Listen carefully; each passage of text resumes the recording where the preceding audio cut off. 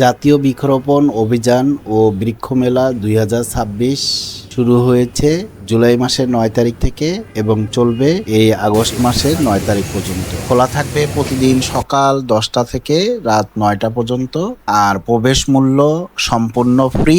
মেলায় প্রবেশের জন্য কোনো টিকিট বা এন্ট্রি ফি লাগবে না। আর বৃক্ষ মেলায় আপনারা আসতে পারবেন মেট্রো রেলে আসতে চাইলে বিজয় সরণি অথবা আগারগাঁ রেল স্টেশনে নেমে মাত্র 10 মিনিট হেঁটে খুব সহজে পৌঁছে যেতে পারবেন জাতীয় বৃক্ষরোপণ অভিযান ও বৃক্ষ মেলা 2026-এর মূল প্রবেশ পথে, অর্থাৎ আগারগাঁয়ের চীন মৈত্রী সম্মেলন কেন্দ্রের পাশের পুরাতন বাণিজ্য মেলার মাঠে এই বৃক্ষ মেলাটি হচ্ছে।